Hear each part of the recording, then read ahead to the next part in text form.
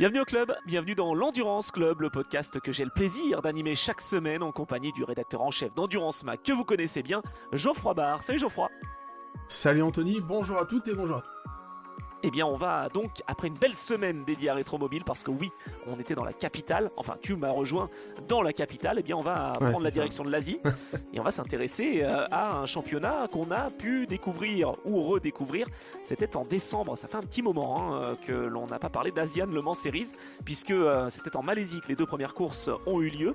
Il y a eu une petite pause et puis on est de retour pour 2 week-ends consécutifs. D'abord à Dubaï, c'est le week-end que l'on va débriefer. Et puis la semaine prochaine, là, ce dimanche, ce sera donc déjà à Abu Dhabi. Donc je dis la semaine prochaine, mais en fait ça s'enchaîne. Il n'y a que 6 jours seulement entre la fin de l'épreuve de Dubaï et le début de cette épreuve à Abu Dhabi Yas Marina pour la finale déjà de ce championnat. Alors comme vous le savez, dans l'Endurance Club, on va vous donner des chiffres, des petites infos, des statistiques pour vous permettre d'encore mieux connaître le monde de l'endurance qui nous fait tous vibrer, et notamment l'Asian Le Mans Series, puisque c'est la 14e saison.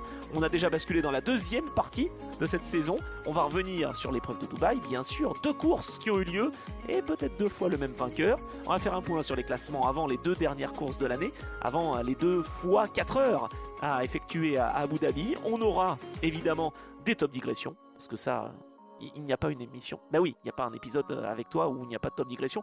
Je dis ça, je suis pas bien placé parce que moi aussi j'en fais. Et et on n'oublie pas, parce que attention, le Road to 1000 existe toujours, hein, les abonnés YouTube, on vous voit et merci beaucoup. Ça monte petit à petit, on expliquera un petit peu dans C'est quoi ton actu Pas les assez, prochaines étapes, voilà. Et parce qu'on est prêt à l'offrir, cette Spiker 1,43e. Alors bon, c'est plus pour marquer le coup qu'autre chose, je suis pas sûr qu'il y ait beaucoup de fans de Spiker parmi Oh les si, auditeurs. plus que tu ne le Si, penses. À mon tu avis, il y en crois? a plus que Bon. tu ne le penses, ouais. Bon, d'accord. Alors j'espère. Bon, Road to 1000 en tout cas, c'est le hashtag Road to Spiker. On va parler bien sûr de C'est quoi ton actu. Et puis on aura la top question. La réponse à la top question, eh ben, elle n'était pas si facile que ça la semaine dernière. Donc voilà, j'espère que vous êtes prêts et bien accrochés. Parce que ce week-end, eh bien, on était à Dubaï. Et j'ai eu l'impression que sur ce circuit de 5 km 390, on a vraiment un circuit taillé pour la bataille. Ça tombe bien, ça rime avec Dubaï. Qu'est-ce que tu en as pensé, Geoffroy? Moi, j'ai l'impression que au 24 heures Series, bah, c'est un petit peu moins disputé parce qu'on a que des GT. Là, honnêtement, avec une multicatégorie, j'ai eu l'impression de vivre une course comme le LMS à Silverstone. Je sais pas ce que tu en as pensé. Bah écoute, ouais, c'est vrai que je suis pas un grand fan du Dubaï Autodrome, pour ne pas te le cacher. Euh, Et les 24 heures de Dubaï, c'est pas forcément la course non plus dont je suis le plus fan en termes de, oui, de spectacle, de sport, etc. Mais là, ouais, c'est vrai que c'était animé. Après, c'est aussi peut-être, au-delà du circuit, c'est aussi le format qui fait plus sprint que, tu vois. Et puis les catégories, on l'a dit, le plateau, les catégories qui sont disputées, là où en comparaison, et je vais finir après la comparaison, mais là où les 24 heures de Dubaï, bon, t'as des trucs des fois qui roulent, tu te demandes comment ça se fait que ça roule, quoi, hein. Donc là, il y a peu de voitures qui sont là par hasard, quand même. Il y a peu de pilotes qui sont là totalement. Enfin, il y en a eu, tu vas nous en parler, mais il y en a eu qui sont invités en dernière minute, mais il y a quand même peu de gens qui sont là par hasard, quoi. Ouais, non, je suis tout à fait d'accord et c'est vrai que ça prouve quand même, peut-être, t'as raison, le fait que l'Asian Le Mans Series prenne vraiment en qualité, en quantité Ouais, aussi, clairement, clairement. mais en qualité d'engager parce qu'on a finalement, je dirais maintenant, ben, l'égal de l'ELMS. Alors je m'enflamme un peu, c'est pas tout à fait encore égal à l'ELMS, mais on a des concurrents que l'on connaît bien en Europe qui viennent justement se préparer en Asian et c'est pas un hasard, voilà, de retrouver un gros niveau. Et c'est vrai que ce soit en LMP2, que ce soit en LMP3, et ça m'a fait plaisir parce qu'il y a eu énormément de batailles et ça s'est joué à rien du tout dans cette catégorie. Finalement, c'est plutôt le LMGT3. Tu vois, ça confirme ce que je me disais et ce que j'avais constaté. Bah, ça a été un peu plus calme, alors que d'habitude en GT, je trouve que sur d'autres circuits, c'est un petit peu plus Oh, disputé. Donc, ouais, bah, voilà. ouais, mais tu vois, c'est marrant parce que tu parles P2, P3, et tu as Oui. volontairement fait l'impasse un peu sur le GT en disant oui, bon là, ben, il y a eu une citation quand même de notre ami Macintosh qui a gagné une course, donc Ah, il sait de quoi il parle. J'ai vu ça en post-course. Il dit ouais. que, après c'est son point de vue, et évidemment c'est orienté, puisqu'il est Ouais, gentleman mais et il est qu'il est là, machin, impliqué etc. dedans. Bah oui. Il dit que d'une manière, je sais pas comment on pourrait le traduire en français, mais en gros, il dit d'une certaine manière, la grille de GT de l'Asian Le Mans Series est aussi compétitive, aussi disputée que en WEC. Ah. Bon, alors, Intéressant. je sais pas si on peut lui donner raison. C'est vrai qu'il y a quand même des gros noms. Quand on avait fait la preview la semaine dernière, on avait vu, il y a quand même des engagés qui sont assez incroyables en GT. Des mecs qui viennent faire des piges, qui sont vainqueurs des 24 heures du Mans, enfin voilà. Donc, Ouais, c'est vrai. enfin, en fait, ouais, toutes les catégories. C'est un championnat qui passe un peu sous les radars, malheureusement, parce que le format est quand même assez bizarre. 2 courses par week-end, 3 week-ends de courses seulement, dont 2 qui se suivent là. Donc, c'est un peu bâtard comme format. On l'a largement dit. Le Middle East, le Asian Middle East Le Mans Series, c'est clairement pas les sexy, c'est clairement pas les circuits les plus sexy.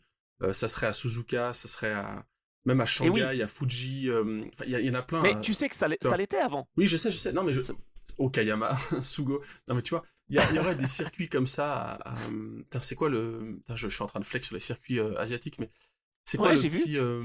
Attends, moi, il y a des circuits que je kiffe, c'est Motegi. Bon, faut pas rêver, hein. Ah ouais, c'est pas Motegi mal. et l'autre là, tu sais, qui est tout le temps dans les. Sur iRacing, tu le ponces au début, avec une passerelle Dunlop aussi. Ah, Ah bon? ouais. Attends, celui-là je l'ai pas. En Asie, tu Ouais, veux dire? ouais, ouais, mais un tout petit circuit, hein. Ah ouais. Bon, Parce que bref. moi je sais qu'il y a Tsukuba qui est Tsukuba, sur Gran c'est Turismo. peut-être Tsukuba, ouais. Je sais plus. Enfin bref, mais en tout cas, ce que je voulais dire, c'est que c'est pas le championnat le plus sexy en termes de, je trouve, d'attractivité. C'est un avis personnel. Ouais, ouais. D'attractivité, de circuit, etc. Mais par contre, en termes de qualité de plateau, j'avoue que c'est ouf, quoi, hein. Et en plus, Et l'année moi je deviens prochaine, de il y aura plus les en plus hypercars, fan. donc ça sera encore mieux. Ah oui, alors ça on va en parler parce que les hypercars vont arriver évidemment, je sais que ça vous intéresse et ça nous intéresse et il y a eu un petit débat d'ailleurs sur les pilotes bronze ce week-end donc ça sera l'occasion d'y revenir. L'épreuve de Dubaï, je voulais juste te signaler qu'elle est au calendrier depuis 2021 sans discontinuer Mhm. maintenant parce que c'est après le Covid en fait, hein. Ouais, La série c'est vrai. finalement s'est éloignée de l'Asie après la phase Covid et on peut le comprendre sur le coup. Maintenant, on se dit que peut-être qu'à l'avenir, ce serait pas mal de revenir, comme tu le disais, voilà, sur un circuit peut-être de Corée du Sud, par exemple, puisqu'on a Genesis qui arrive en WEC et qui a son trajectory programme. Ça peut avoir du sens. Un petit circuit en Chine, ça serait bien aussi. Voilà, c'est vrai que c'est ce qui explique justement cette posture pour l'Asian Le Mans Series. Faut bien avouer hein, qu'il y a eu des années où on n'avait que Dubaï et Abu Dhabi, donc c'était quand même un petit peu moins sexy, justement comme tu le disais. Là, franchement, j'ai retrouvé un super championnat. Je suis de plus en plus amoureux de cet Asian Le Mans Series. J'aimerais tellement qu'on puisse le commenter. Je sais qu'il est commenté en français sur Le Mans Télé, je crois. Ah ouais? Ok. Mais voilà, ça serait top de pouvoir le faire aussi à l'avenir, parce que j'aime beaucoup le LMS, j'aime beaucoup le WEC. Et pour rebondir sur ce que tu as dit sur Macintosh, je suis pas tout à fait d'accord avec lui, parce que en fait, en WEC, il y a moins d'engagés en LMGT3, on est limité à 2 voitures par constructeur. Du coup, bah, il n'y a pas tous les pilotes, tu sais, c'est un peu comme les JO, Oui, quoi. oui, oui. C'est bien, D'accord. c'est la période, on a des quotas à respecter, etc. Et moi, je trouve que c'est au contraire peut-être même plus fort et je le comparerais plutôt à l'ELMS que WEC, ce plateau. Par contre, je me faisais la réflexion, et tu vas me dire ce que tu en penses, je vois qu'il y a beaucoup de pilotes bronze.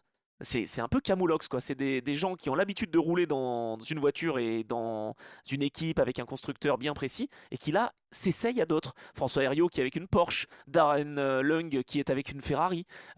Tu vois, j'en ai plusieurs. Saïd Lelouch qui se retrouve avec Ferrari. Enfin, j'ai l'impression de pas m'y retrouver dans la catégorisation des pilotes bronze. Mais je pense que Dubaï non, l'Asian Le Mans Series a cet avantage d'être un truc un peu exotique, donc comme tu dis, oui, ou Tom Dillman chez APR, bon, enfin, faut s'habituer. Ouais, tu vois, c'est des choses qu'on n'a pas l'habitude de Ouais, voir. ouais, Parce que ouais. Tom Dillman, il roule chez Inter Europol et il roulera aussi en European Le Mans Series chez Inter Europol, il n'y a pas de problème, Mm. que ce soit en IMSA ou en ELMS. Mais ça, malheureusement, alors, enfin, malheureusement ou pas, mais c'est parce que ce championnat a un caractère un peu à part, et donc du coup, Ouais, il y en a qui viennent faire des piges. Il y a aussi ce côté, mais ça, je pense que c'est un avantage pour l'instant, et c'est pour ça que ça tient.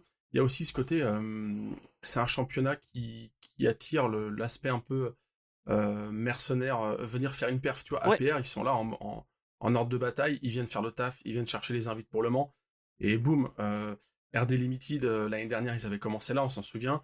Ils sont là aussi. Il y a un côté très. Tu te projettes pas comme sur une saison WEC ou sur une saison IMSA non, où tu c'est sais que ça vrai. va durer 8 mois. Là, c'est vraiment Bah, un c'est une effort. vraie Winter Series. C'est- C'est vrai, une vraie Winter Series, je trouve. Exact. Ouais, mais du coup, est-ce qu'ils ont envie de garder ce format Winter Series ou pas? Parce que moi, Winter Series, dans ma tête, c'est un peu péjoratif, hein, tu vois. Oui, oui, je suis d'accord. Tu peux pas, du coup, tu peux pas dire que tu es l'égal des grands championnats. Et tu vois, et c'est pour ça aussi que ça nous fait rire quand McIntosh dit le niveau du GT, il est comme en WEC. Ouais, mais bon, c'est comme si tu compares et c'est peut-être vrai parfois, par moment, il peut y avoir des trucs, des batailles intenses, mais c'est comme si tu compares le niveau de la Formule 4 UAE avec, je sais pas moi, la Formule, enfin, tu vois, ça, La Formule 1 Academy avec la Formule 1, par exemple. Je dis ça. bah ouais, c'est un peu ça, ouais, il y a des super batailles, ouais, et des fois il y a des très bons pilotes, mais Ah ouais. tout le décorum autour, c'est quand même moins, voilà, Et c'est donc, moins, et quoi. donc, tu vois, je rebondis parce que je m'étais noté cette petite phrase. On se consulte pas avant, hein, pour vous dire, mais on se connaît plutôt bien avec Geoffroy. Je m'étais noté, tu vois, sur les invitations aux 24 heures du Mans. Donc il y en a deux, évidemment, pour le vainqueur en LMP2, ça c'est logique, et Ouais, pour le vainqueur en LMGT3. ouais. Bon, les pauvres concurrents en LMP3, je suis de tout cœur avec eux et je suis très triste qu'ils aient pas de Ils ticket. ont pas une Est-ce invite, que ils ont pas une invite en et LMP3? non. Non, non, non. Il y a que deux tickets. Bah, c'est vrai que ça commence à Ok. faire beaucoup d'invitations, hein, cela dit. Mais bon, je suis déçu pour eux parce qu'à l'époque, c'était les LMP3 justement qui pouvaient Hmm. décrocher leur billet. C'est pour ça que CD Sport a pu participer aux 24 Ouais, heures du ouais. Mans avec une LMP2 de chez Ligier en ayant gagné l'Asian. Donc voilà, coucou à toute l'équipe CD Sport de Claude Desgremont et de Jean-Noël Legal. Mais je voulais avoir ton avis. Est-ce que pour toi, le fait de décrocher son ticket par l'Asian Le Mans Series a finalement la même valeur, saveur symbolique que si tu le gagnes par le LMS. Ah, au final, c'est le même résultat, mais au vu de ce qu'on s'est dit. Bah en vrai c'est quand même un effort moins long, j'avoue, c'est propre, hein. Bah Si oui, tu le gagnes par bah oui. l'Asian, t'es pas obligé de te fader une saison de LMS complète.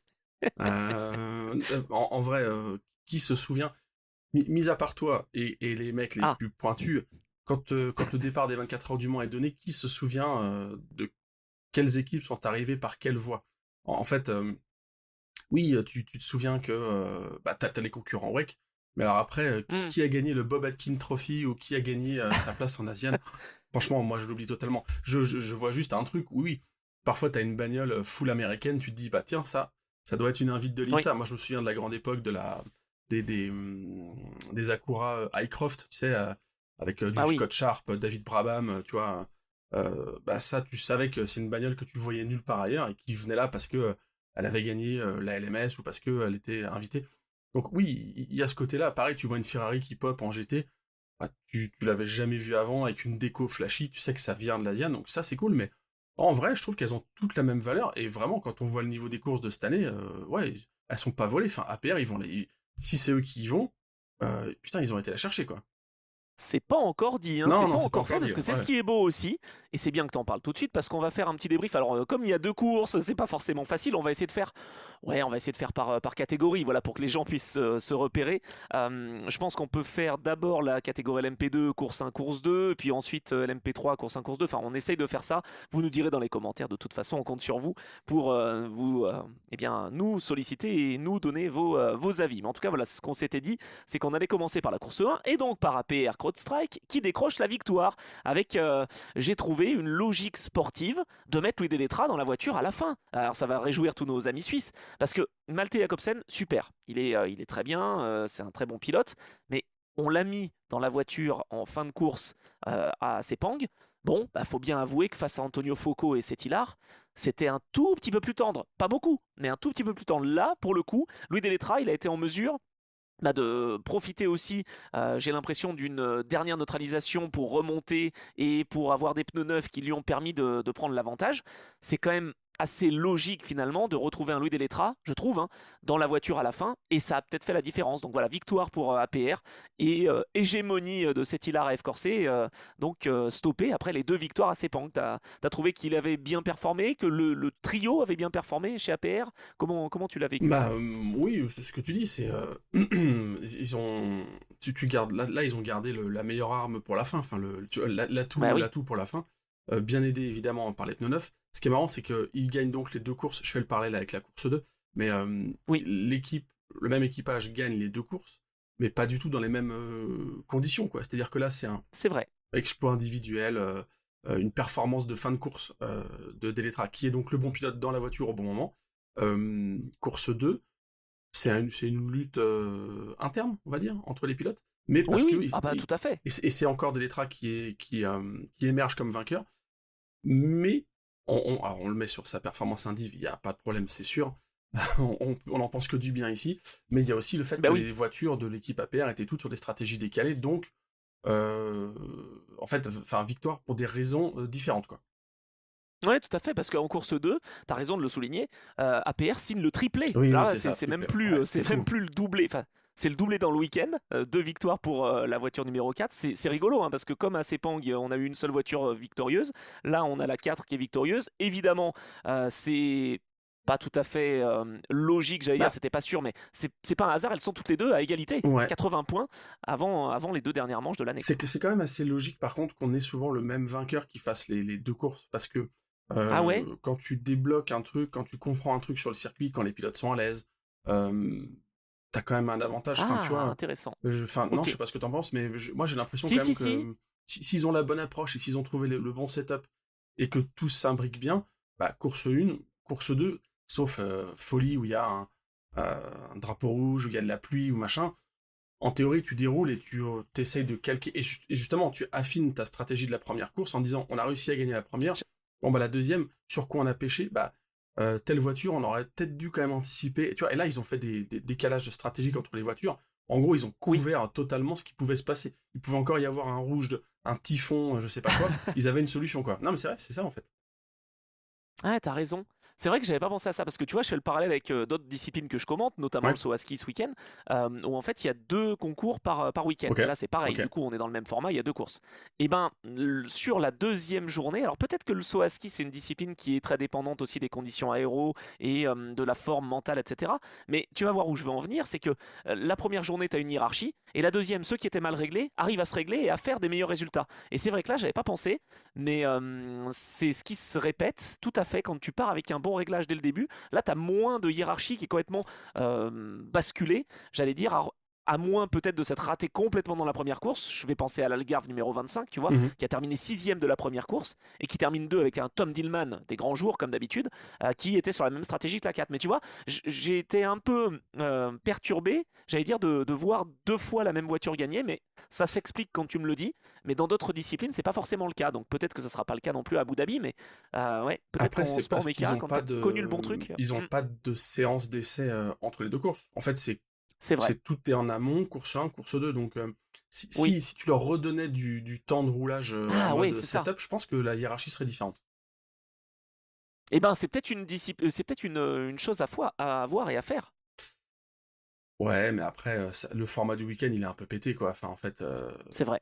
Bah oui, parce qu'en fait, même en termes de qualif, hein, on l'avait déjà dit, mais on vous le répète si vous redécouvrez avec nous l'Asian Le Mans Series, en fait, pour se qualifier, les pilotes bronze, du coup, en LMP2, font leur premier tour, hmm. et puis bah, en fait, le deuxième meilleur tour compte pour établir la grille de départ de la seconde course.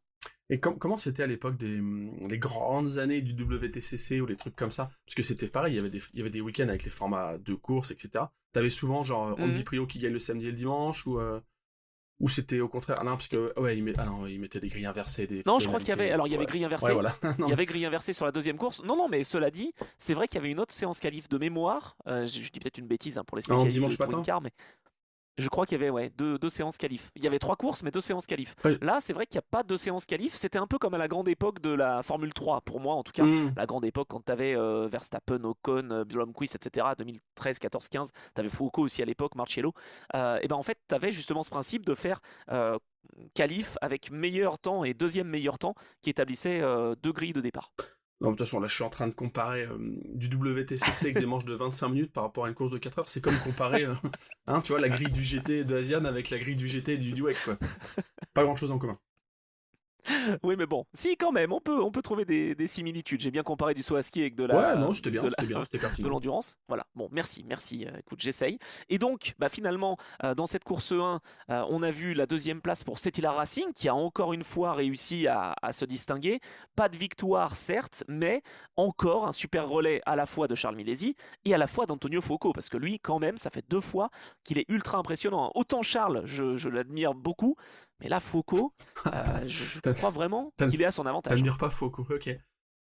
Non, si, bah, du coup, si, je l'admire encore plus, c'est ça que je voulais dire. Je trouve que Charles est déjà au top, mais Foucault, il est tellement solide. Il a été en mesure de remonter Et du coup, parce que la stratégie n'était pas forcément à son avantage, et parce qu'il y a eu une dernière neutralisation, on l'a dit, hein, je sais pas, mais la corvette numéro 11 la de TF Sport qui s'est crashée, qui a fait sortir le safety car pendant plus de 40 minutes, qui a donc basculé un peu la stratégie. Voilà, c'est pour ça que c'était mal tombé pour Foucault, mais il a été en mesure de remonter vraiment et de dépasser plusieurs concurrents, dont d'ailleurs, si je dis pas de bêtises, hein, mais la voiture de chez RD Limited, Tristan Vautier, et ses équipiers qui ont terminé donc du coup Troisième. troisième. Ouais. Écoute, Donc bah, tu ouais. vois, encore un bon relais quoi. Ah ouais, non mais sujet dominé, à peine surprenant quand on avait fait la preview et je crois que c'était même une top question, on avait dit APR ils sont dans leur jardin là-bas, hein, ils maîtrisent. Ouais, Petit lien quand même, je sais pas si on l'a dit, mais c'est aussi la même équipe qui a gagné la catégorie LMP2 à Daytona. Donc c'est vrai. en 8 jours, ils enchaînent 3 victoires. Certes, qui n'ont pas le même prestige, mais quand même.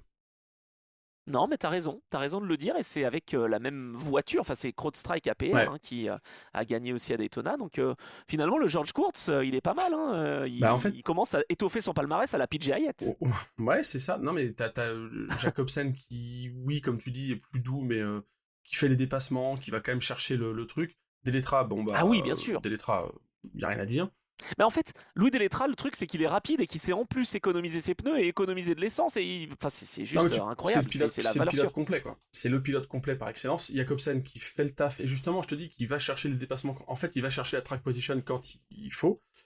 Et Georges Kurz, j'ai envie de dire, ce bon vieux Georges qui finalement tient le rythme pour le rang Bah qu'il a, oui, enfin pour ce qu'on lui demande, et qui, à mon avis, progresse. Tu sais, il décroche des ceintures progressives, enfin à force de faire des courses, d'en gagner, de connaître des situations un peu merdiques aussi. Enfin en fait, puisque c'est vrai. tu vois, premier virage à Daytona, donc il y a une semaine, il se retrouve à l'envers. Faut, Ah faut oui. se remettre dedans tout de suite. Il y en a d'autres qui auraient pu déconnecter en se disant bon bah c'est perdu. Bon, tu dis pas ça c'est perdu sur une course de 24 heures au premier tour, mais tu vois ce que je veux dire au niveau Non mais ça peut mental. mettre un Je coup, pense qu'il bien sûr. progresse fortement. Là, ce début de saison, assez solide quand même au niveau progression, je pense. Ouais, ouais. C'est vrai, je suis d'accord, et c'est pas un hasard du coup de retrouver ses concurrents donc bien placés. À chaque fois, il y a Louis Deletra quand même dans l'histoire. C'est vrai Ça que aide, c'est ça pas mal. aide. Alors pas à Daytona, mais en Asian Le Mans Series ou avec PJ Hayet, c'est à lui que je pensais pour les victoires donc également qu'il obtient notamment en ELMS. Donc oui, ça aide un petit peu. Et par contre, alors moi je voulais quand même souligner et tirer mon coup de chapeau à un pilote que j'ai l'habitude de commenter en Michelin Le Mans Cup et qui a été appelé au dernier moment pour remplacer Fred Bourdade, qui est le pilote bronze de l'équipe de Romain Dumas, RD Limited, qui accompagne Tristan Vautier depuis plusieurs années et qui était d'ailleurs chez Algarve Pro Racing à l'époque, hein, Fred Bourdade. Et bien avec James Allen, ils ont eu l'opportunité, je sais pas comment dire, d'accueillir James Sweetnam, qui en fait n'avait jamais roulé en LMP2 Ok. et a su se mettre dans le rythme tout de suite. Non mais le gars, il vient, podium quoi. C'est incroyable, je trouve. Le gars n'a jamais fait d'LMP2. Alors oui, ok, c'est un pilote bronze qui est quand même relativement jeune, qui est assez sportif. C'est pour ça que c'est toujours difficile de classifier les pilotes bronze. Hmm. En fait, il habitait à Dubaï. C'est Romain Dumas qui l'a évoqué, je crois, de ce que j'ai appris. Il a regardé un peu la liste des pilotes bronze. Bah, tu sais, toutes les équipes font ça, quoi. Parce que c'est arrivé le vendredi matin hein, que Fred Bourdade se sente mal avec un problème de dos. Donc bon, alors qui est bon dans les bronzes? Ok, yes, yes, ça. Ah bah attends, mais lui, il est Dubaïote. Ah bah attends, on va essayer de l'appeler. Le gars, c'est parce qu'il habite à Dubaï qu'il a été pris, quoi.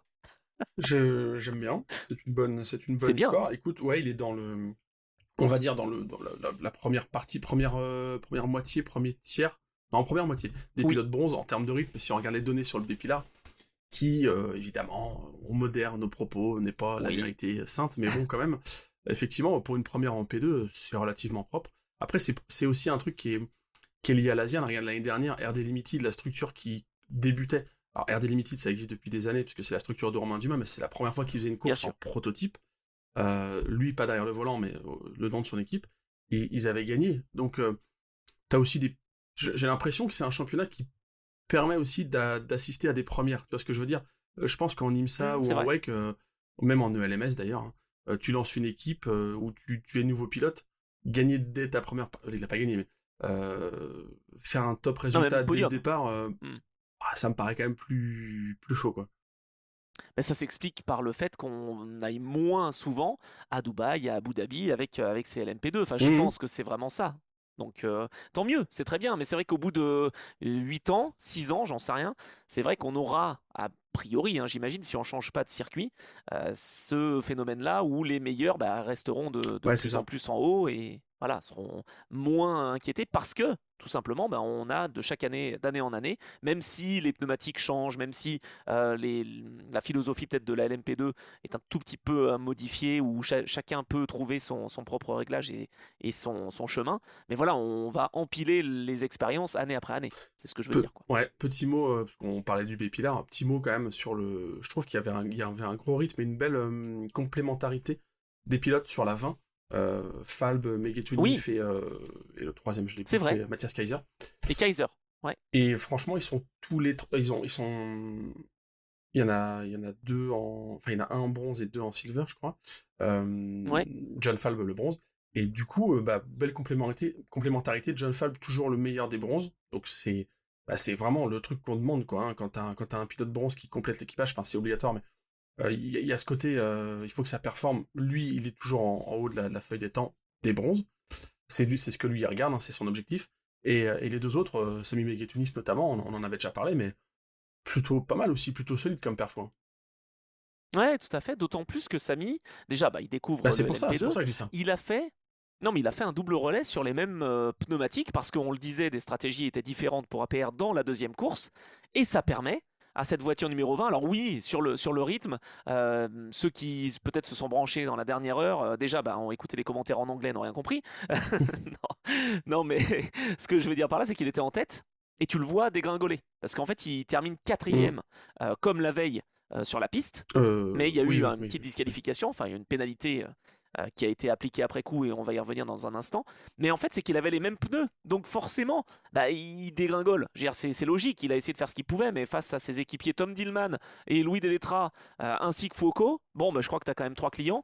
Ils ont des pneus neufs. Forcément, il peut pas résister, mais bravo à lui parce qu'il fait quand même quatrième sur la piste.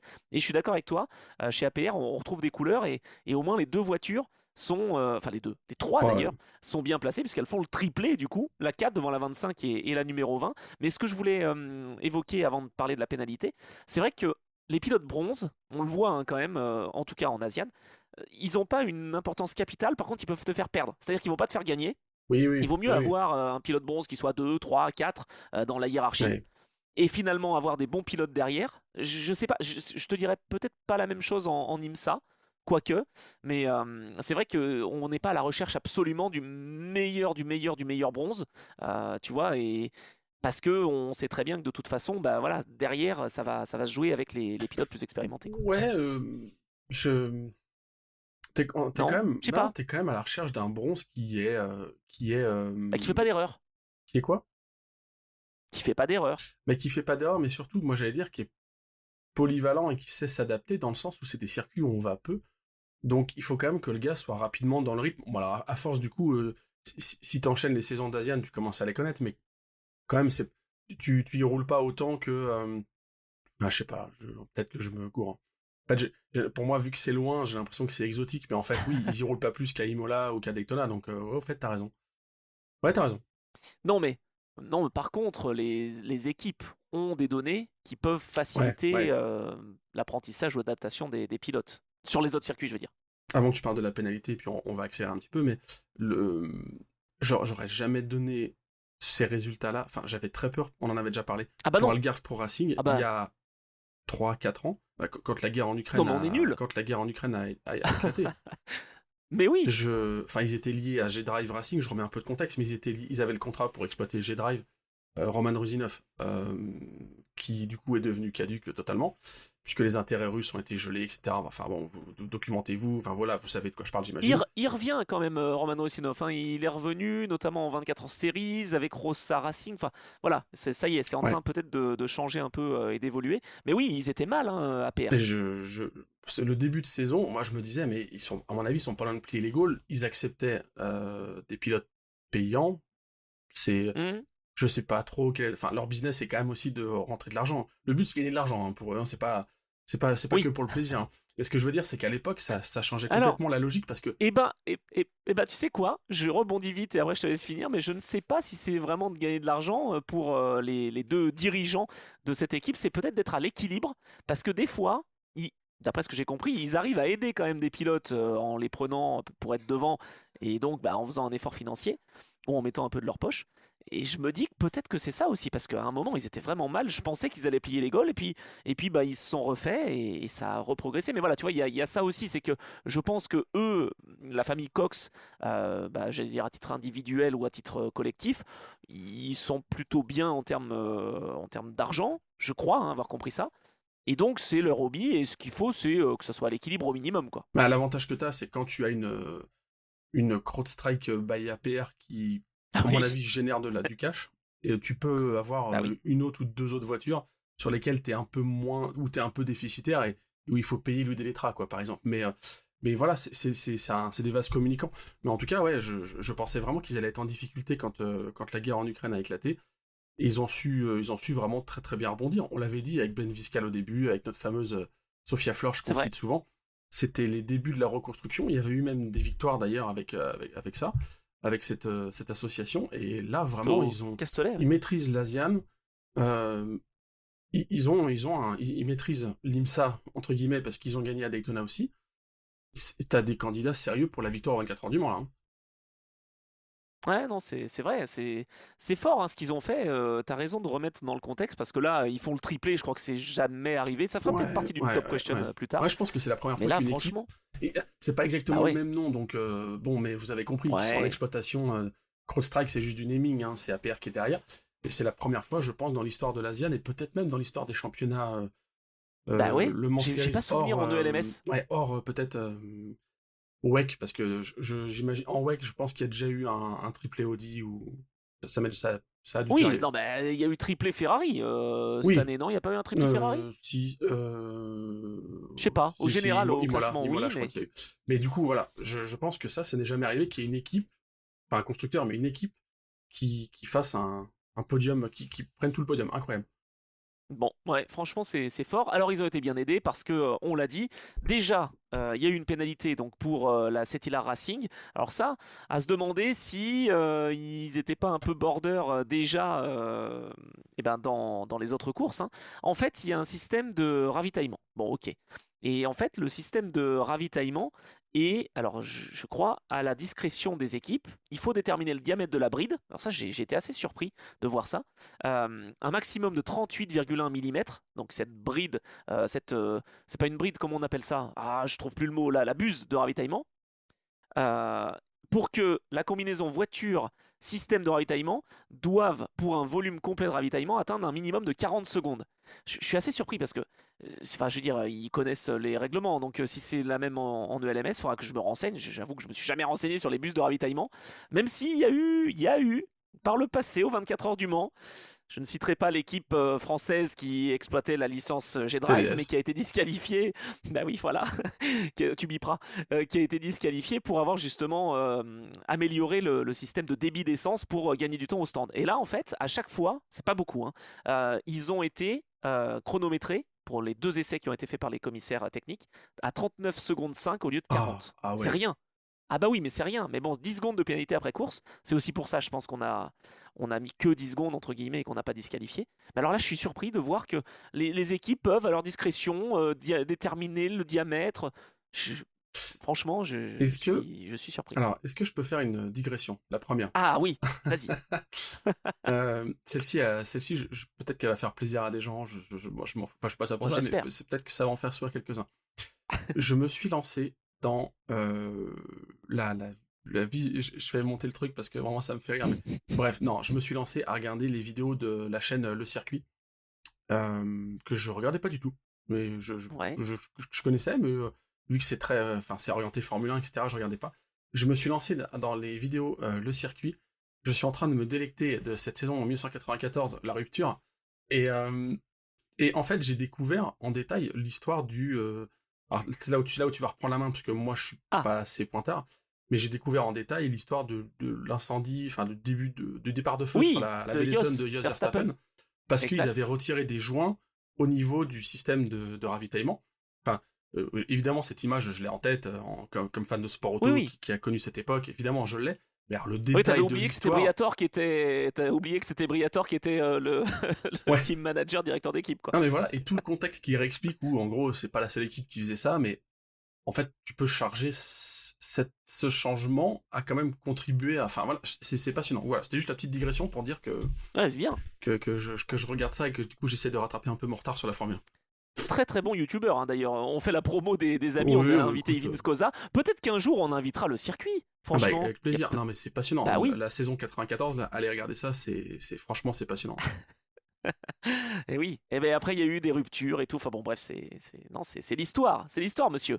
Bon, il y a eu rupture aussi pour l'équipe RD Limited parce que si Settilar perd la troisième place, pardon, et tombe du podium pour la première fois de cette saison, et Mhm. ben RD Limited était sur le podium, mais une crevaison à la fin du relais de James Allen, un peu plus tôt que prévu sur le déroulé, j'allais dire classique de ce qu'ils avaient imaginé, a forcé Tristan Vautier à faire de l'économie de carburant. Et donc, un peu à Mhm. l'instar de Mhm. Sami Meguetouniv, qui lui, c'était plutôt pour les pneus, qui était le facteur limitant, et en fait, il a économisé de l'essence, il a fait du lift and coast, et puis forcément, en termes de rythme, c'était moins bon.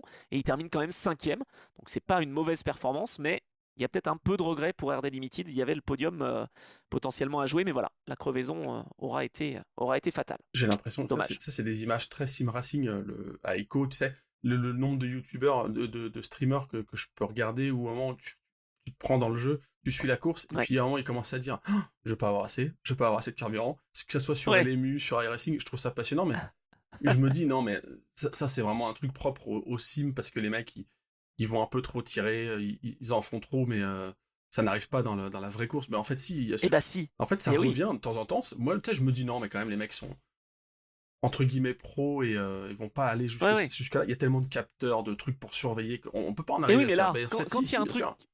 quand il y a un truc qui t'arrive, t'y pour rien. Ah oui, non, mais oui, oui. Et là, bon, il a joué vraiment juste, et il est très bon, Tristan. Il a peut-être été à la bonne école. Je crois qu'il a bien pu échanger aussi à l'époque avec Sébastien C'est ce que Bourdet j'allais en dire. IndyCar. Et Sébastien Bourdet, c'était Ah bah, le, c'est le cador, hein. le Oh, pilote connu pour ça, que ça soit c'est clair. en monoplace aux États-Unis ou même en endurance, il était connu pour parfois enchaîner un tour de plus par relais au Mans C'est ça, que ses exactement. coéquipiers. Donc ouais, c'est la référence, Oh, hein. un jour on l'aura, Sébastien. Un jour on l'aura. Il nous expliquera tout ça.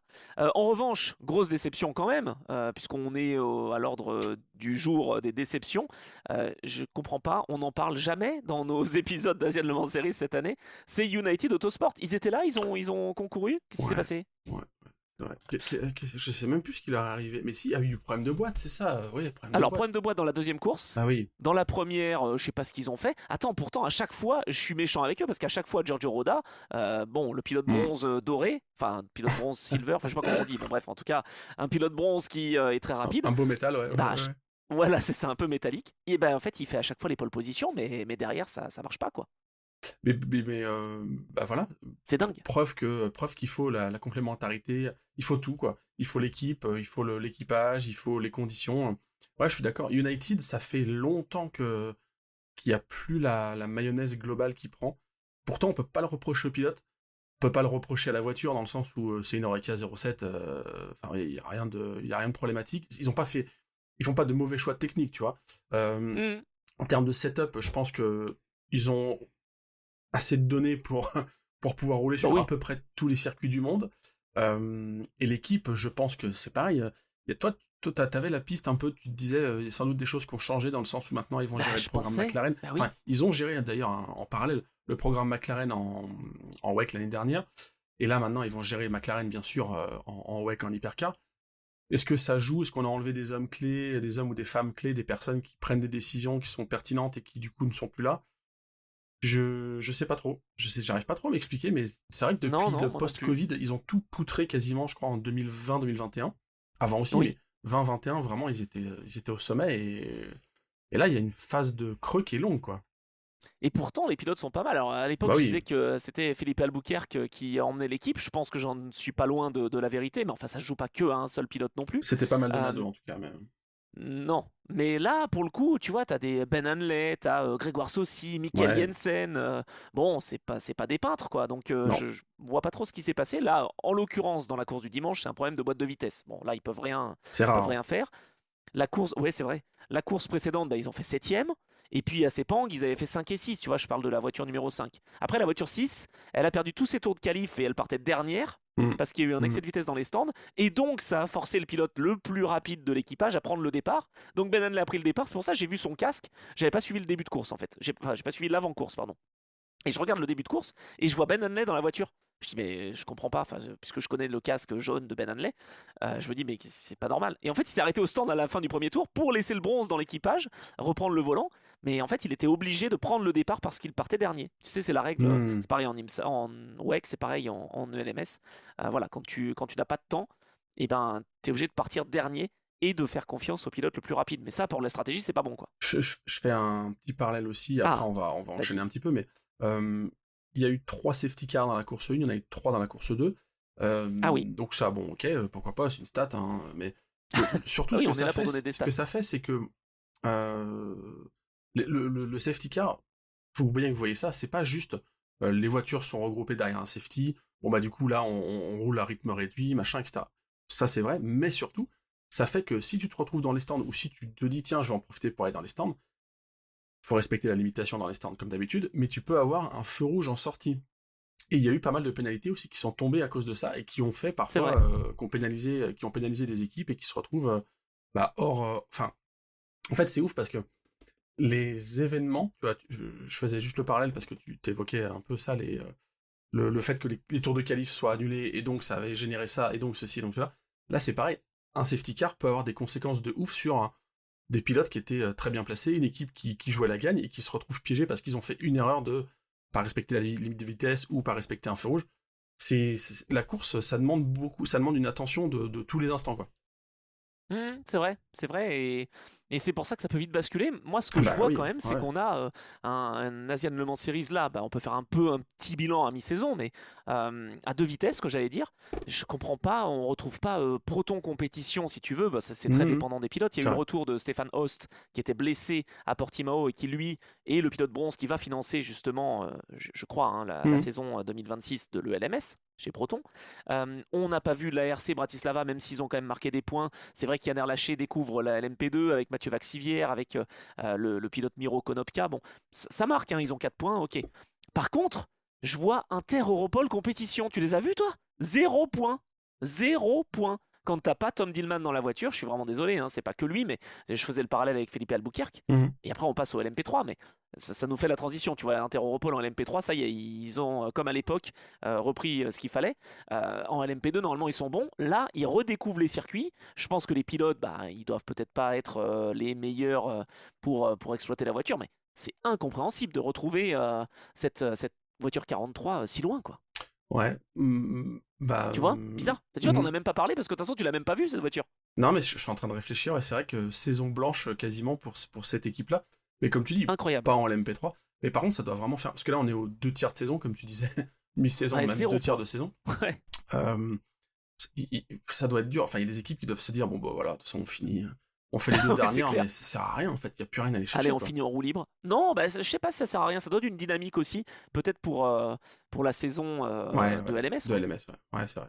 Non, mais surtout, tu te Je sais montres. pas. Parce que au-delà de l'invitation à décrocher, faut pas oublier que les 24 heures du Mans, c'est quand même une course sur invitation. C'est-à-dire que si Oui. tu n'as pas ton sésame, c'est un comité de sélection qui va retenir ou non ta Et voiture. oui. Donc, si tu montres de belles choses, si tu fais de la performance ou si tu montres des trucs, enfin, le comité de sélection a aussi envie d'avoir des concurrents qui sont motivés et qui font de belles performances. Donc, non, il y a encore des trucs à aller chercher. Je caricature, hein. Je caricature quand même. Bon, en tout cas, je dois dire qu'on est pas très bon en termes de pronostics. On fera peut-être un épisode sur les pronostics de la saison WEC un petit peu plus tard dans les prochaines semaines. J'espère que ça va vous plaire. Là, en tout cas, nos pronostics, bon, ils sont un peu tombés à l'eau pour l'Asian Le Mans Series. Moi, tu vois, j'avais misé sur la DKR numéro 3. Là, je me souviens Bon, plus, moi. bah.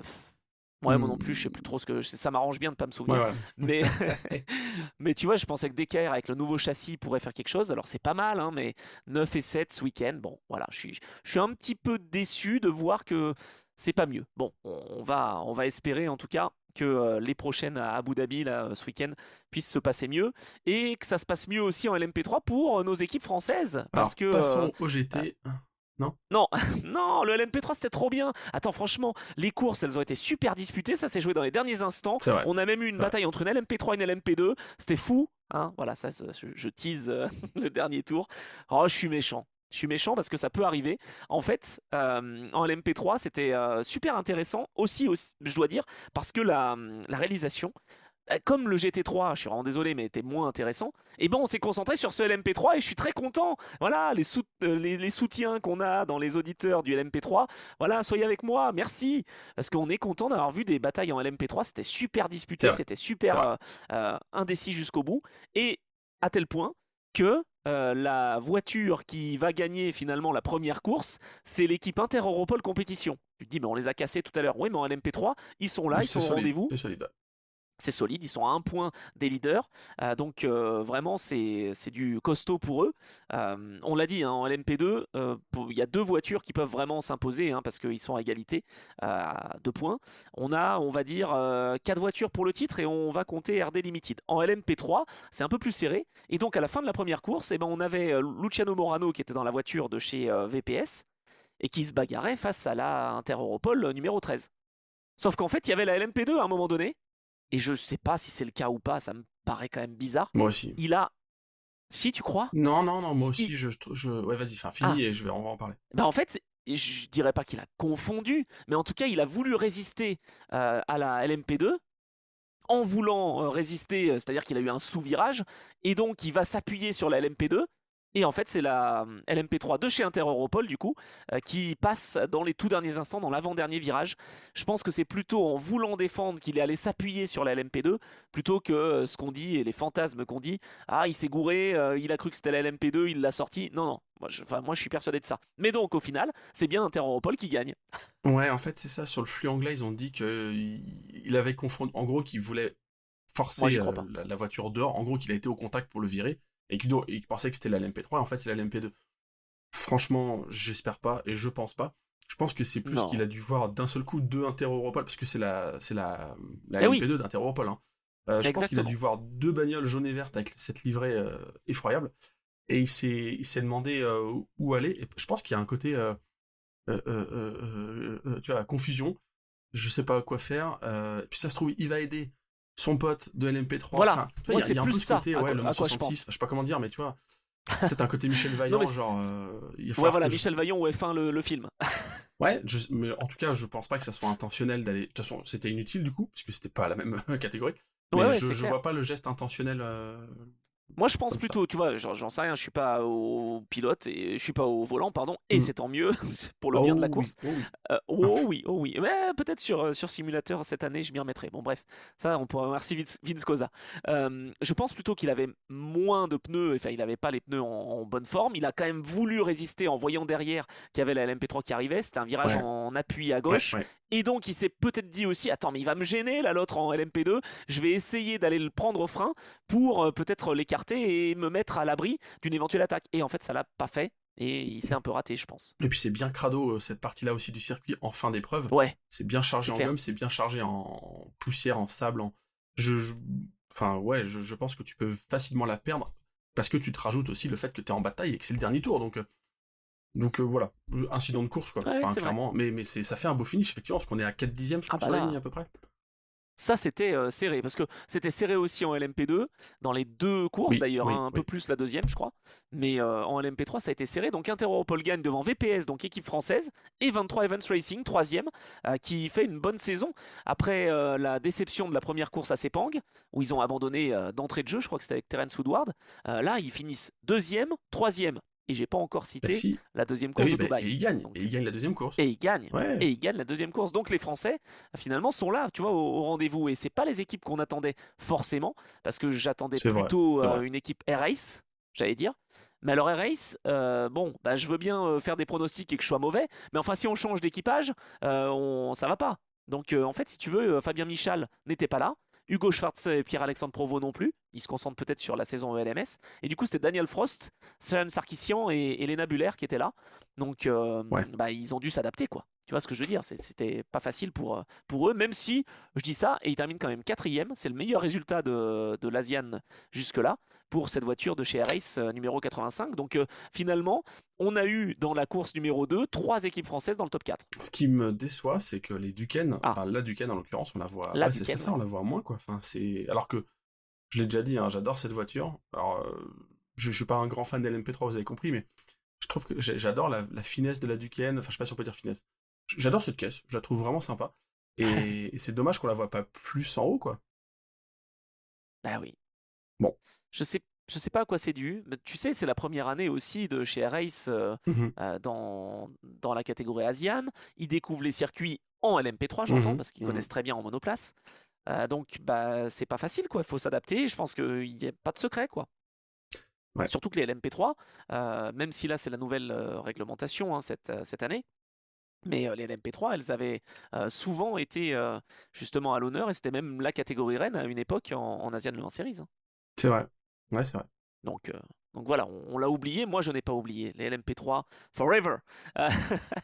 Euh, et en revanche, bah, une équipe qui a pas gagné ce week-end, mais qui a joué placé et qui a quand même plus que joué placé en qualif parce que 2 pôles. En fait, ils en sont à 4 pôles sur 4 C'est Alix. courses, quoi. Hein. C'est l'équipe CLX. Bah ouais, Ouais. CLX, 1 point d'avance. Tu vois, finalement, c'est 4 pôles, donc c'est 4 points de bonus. Hein. Voilà, on est bien d'accord là-dessus. Ouais. Et ben, ça leur permet de prendre la première place face à Inter Europol. Tout est ouvert pour cette catégorie LMP3. Il faudra la suivre à Abu Dhabi parce que, tu vois, si on fait le point, on a encore 50 points sur la table, on va dire. Et mathématiquement, on a encore 7 voitures, même pas 8 voitures, mais là ça part de trop loin, mais 8 voitures sur 10 qui peuvent encore mathématiquement jouer le titre. T'imagines? Et C'est quand même fou. qui du coup ne se battent pas pour une place aux 24 heures du Mans. Voilà. Ah, mais c'est bête quand même. C'est bien. C'est dommage. Non, mais bah oui, c'est un peu dommage, mais bon, qu'est-ce que tu veux, c'est comme ça. J'aimerais qu'à l'avenir, l'année prochaine, il puisse y avoir une place d'offerte en LMP3, mais j'y crois pas. J'y crois pas du tout. Bon, est-ce qu'il y a quand même un accord peut-être pour s'engager en Michelin Cup? Il y a peut-être des choses comme ça. Moi, Peut-être que voilà. tu sais ce que je ferais? Je ferais, Ah, tu gagnes l'Asian en LMP3, ou ouais. d'ailleurs tu gagnes aussi le LMS en LMP3. L'année suivante, tu as le droit de venir à la journée test des 24 heures du Mans Ah, bien. avec ta LMP3. Mais Ah oui. ouais, mais pourquoi pas? C'est la journée Non, c'est test, vrai. tu vois, c'est les préliminaires, voilà, on s'en fout. Il y en a déjà eu, hein. Il y a eu une LMP3, il y a eu Ça, 2 LMP3, je crois, qui écoute, ont ça roulé serait en pas journée mal. test. Ouais, mais C'est bah en fait, si United tu veux. avec le bloc Nissan, Ah c'était il y ouais. a 10 ans. Non, mais c'est vrai. Et en fait, en vrai, ça apporterait un truc rigolo, tu vois. As 2 LMP3 qui roulent ce dimanche-là. Et eux, ils accumulent un peu l'expérience, de la data, ils se Bah oui. montrent, ils invitent des Et puis, partenaires. ça leur prépare pour Road to Le Mans Et aussi. voilà, exactement, exactement.